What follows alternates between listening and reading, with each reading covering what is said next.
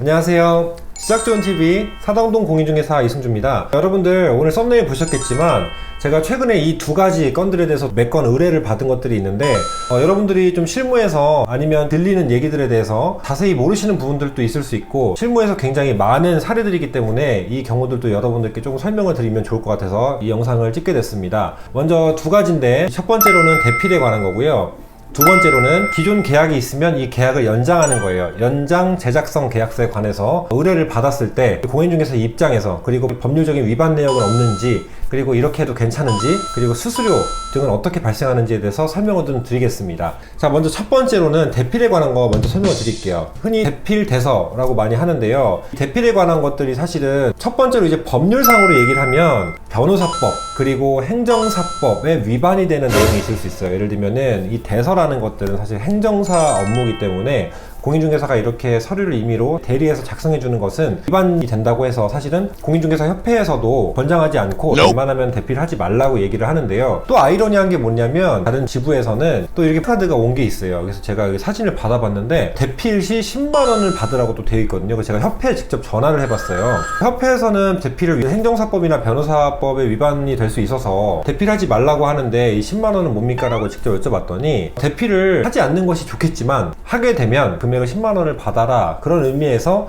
하게 되면 10만 원이다 라고 얘기를 했다는 거예요. 이게 실무에서랑 또 다른 게 뭐냐면 실무에서는 우리 직접 거래하는 건물주분이 계시거나 아니면 친한 지인들이 있어요. 근데 이제 임대인 임차인이 양 당사자가 개인적으로 수기를 쓰거나 뭐 인터넷에서 폼을 다운받아서 그렇게 쓰는 경우들도 있지만 아무래도 공인중개사가 이 기존 계약서를 갖다 주고 이 정도만 써주고 쌍방 합의로 도장을 찍게 해주는 정도만 해준다면 밥값 정도라고 생각을 하는 그 비용을 내면은 아무래도 우리보다는 전문가적인 입장에서 써주는 것이 좋지 않겠나라고 해서 이제 사실 대필을 의뢰를 하는 건데 이 공인중개사 입장에서도 안 되는 걸 아는 부분이 있지만 실무에서 사실 우리한테 의뢰를 주는 건물주분이 혹은 친한 지인이 이 정도 하나만 해달라라고 얘기를 했을 때 거절하기가 굉장히 쉽지 않다는 거예요. 그래서 금액도 10만 원을 권장을 하지만 금액이 큰 계약이나 큰 상가에 같은 경우는 조금 더 신경을 많이 써야 되고 아무래도 서류를 조금 더 잘 봐줘야 되기 때문에 10만 원을 받는 경우도 있지만 정말 싸면 3만 원 그리고 5만 원 받는 경우도 있고 일반적으로 그리고 양쪽에서 부탁을 하는 경우이기 때문에 임대인은 무료로 서비스로 계속 물건을 의뢰를 받는 VIP 고객이기 때문에 임대인 쪽은 무료로 해주거나 아니면 임차인 쪽을 잘 안다면 임차인 쪽을 무료로 해주는 그런 경우들이 많단 말입니다. 받게 되더라도 5만 원, 3만 원 뭐 한쪽은 안 받는 그런 서비스를 하는 경우가 실무에서는 굉장히 흔합니다. 실무에 많은 현업에 계시는 공인중개사 대표 선후배님들, 선배님들이 대부분이죠.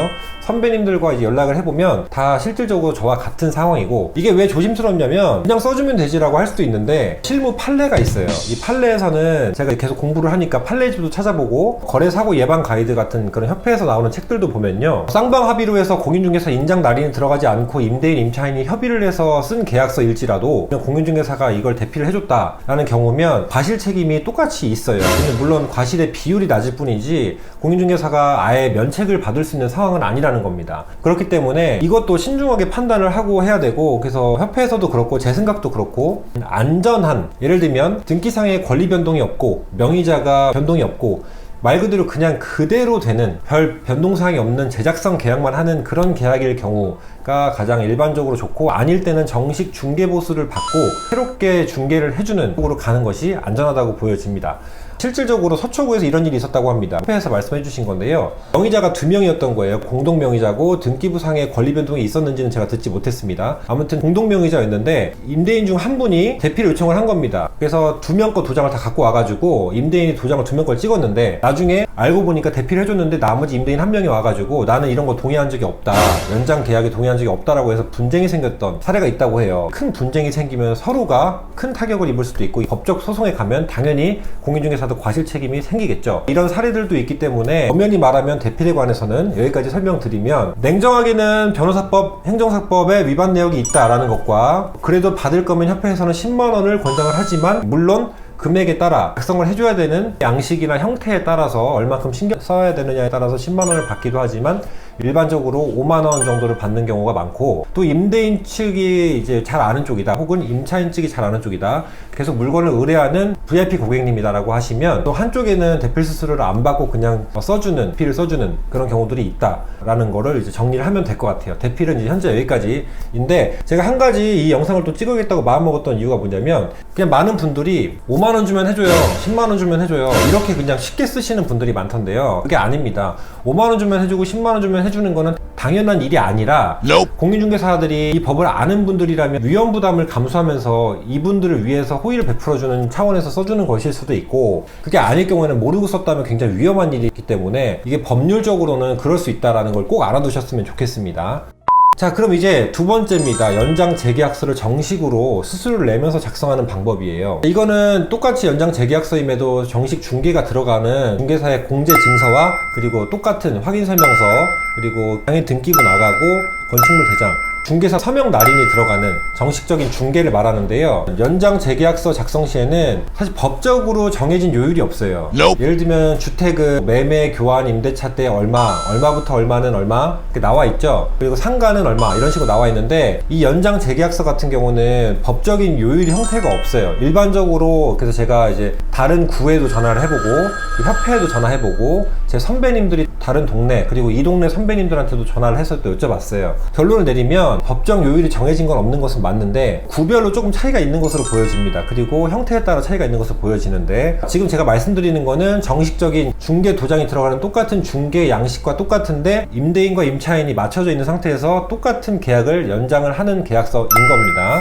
한마디로 사람을 새로 맞추는 것이 아니라 기존에 들어가 있던 그 집에 연장을 하는 개념으로 보시면 되는 거고, 자, 이럴 때는 협회에서 제가 통화를 했을 때는 정해진 요율이 없는데 보통 주택은 절반 정도 받는다라고 말씀을 하셨어요. 그리고 실무에서도 다른 분들도 실질적으로 연장 재계약서 인장이 들어갈 때는 주택은 절반 정도 받는다라고 말씀을 하시는데, 자, 상가 같은 경우에는 어떤 데는 0.7을 받는다라고 얘기를 하는 데도 있고, 절반을 받는데도 상가가 0.9니까 0.4에서 0.5인데 사실 제 생각에는 저는 그렇게 받지는 않고 있어요. 근데 주택 같은 경우도 또 아는 대표님 같은 경우는 주택을 절반 받는 경우도 있고, 아니면 그냥 대필처럼 해주긴 하지만 인장 날인에 들어가야 되고 이게 인장 날인이 안 들어가면 안 되는 거를 알고 있기 때문에 그냥 한쪽에 10만원씩만 받는 경우도 있고요. 그리고 또 다른 부동산 같은 경우에는 0.7을 또 말씀하시는 경우가 있었다고. 또 이제 양천구는 아예 0.1%로 통일을 했다고 해요. 제가 전화를 해보니까 협회에서 말씀해 주신 것도 그렇고요. 여러분들께서 알아두셔야 될 부분은 공인중개사의 인장 날인이 들어가는 부분이 정식 중개, 연장 재계약서 중개와 그리고 대필 계약의 가장 큰 차이다라고 보시면 되고, 정식 중개가 들어가고 서류들이 구비가 돼서 나가는 경우, 그리고 공인중개사 사무소에 공제 증서가 나가는 경우에는 사실 요율이 정해져 있는 바는 아니지만 0.1%를 받기도 하고, 임대인 임차인은 직접 찾아와서 똑같은 계약서를 주면서 다시 써주기만 해달라고 했을 때 인장이 들어가지만 한쪽에 10만원씩 받는 경우도 있고, 아니면 주택 수수료 같은 경우 절반씩, 그러니까 50%씩 받는 경우도 있고, 다른 동네는 0.1%를 통일하는 경우도 있고 0.7%를 요청하는 부분도 있다, 이렇게 정리를 하면 될 것 같습니다. 한마디로 법정 요율이 정해진 건 없다는 거예요, 연장 재작성 계약서에는. 근데 또 유튜브나 다른 분들이 또 보니까 0.2%를 받아야만 한다라고 돼 있는 부분도 있는데, 사실은 그 부분에 대해서는 제가 지금 기관들에 전화를 했을 때는 정확한 답을 받지는 못하고 있기 때문에, 평소에 거래하는 중개사가 찾아갔는데 위법 행위입니다, 안 됩니다 라고 다른 데 가서 하세요 라고 하면 다시 그 부동산 찾겠습니까? 그 부동산 안 찾아요. 빈정의상에서 우리끼리 쓰고 말지, 아니면 다른 데 써주는 데 가서 하고 말지, 에이 뭐 이렇게 하고 가버린단 말이에요. 그게 실무상에서 굉장히 큰 딜레마라고 볼 수가 있기 때문에, 쓰게 되면 이렇게 받습니다라는 걸 말씀드린 거지, 대필을 써도 된다, 대필을 써야 된다, 대필은 싸니까 하세요가 절대 아니라는 겁니다. 오히려 그 반대로 5만원 10만원이면 써요, 쓸 수 있어요 라고 하시는 분들에 대해서 제가 그게 아니라고 말씀을 먼저 드리고 싶어서 영상을 킨 거고, 두 번째로는 그렇다고 또 정식 중개 재계약서만 쓰셔도 된다, 써셔야 된다라는 얘기는 아닙니다. 묵시적인 계행신을 될 수도 있고, 어차피 수기를 쓰든 임차인 임대인이 쌍방합의로 개인적으로 양식을 다운받아서 쓰든 계약은 합치가 됐고 법적인 효력은 충분히 똑같이 있습니다. 여러분, 무조건 중개사 날인이 들어가야지 효력이 있고 날인이 안 들어가면 효력이 없고는 아니라는 거예요. 하지만 성향이 있고 심리적인 차이가 있잖아요. 공인중개사의 증서가 들어가고 공인중개사가 직접 중개를 해주고, 양 당사자의 입장에서 수수료를 받더라도 깔끔하게 하고 싶다, 깔끔하게 계약 처리를 하고 싶다라고 하시는 분들이 맡기는 경우이기 때문에, 어떻게 맞고 틀리다, 어떤 걸 권장합니다, 아닙니다 라는 게 아니라 저는 객관성을 띄고 설명을 드렸다는 거 알아두셨으면 좋겠고요. 옷이든 어떤 거든, 차도 그렇고 물론 돈이 있고 없고의 차이도 있겠지만 내가 좋은 걸 입더라도 정품을, 그리고 순정 제품을 사서 쓰겠다, 마음이 편하니까 보증을 받고 싶다 라는 분들이 있는 거고, 싼 게 좋다고 싼 거 그냥 나는 저렴한 걸로 가고 싶다라고 할 수도 있는 거잖아요. 그런 차이라고 보시면 어떻게 보면 비유가 적당할지 모르겠지만 조금 이해는 되실 것 같다고 생각이 듭니다. 자, 그래서 이 두 가지, 대필과 그리고 정식 중개 인장이 들어간 재계약서, 연장계약서 작성에 대해서 설명을 드려봤습니다. 오늘도 도움이 되셨길 바라고요. 여러분 시청해주셔서 감사합니다. 아시죠? 구독, 좋아요 부탁드리겠습니다. 감사합니다.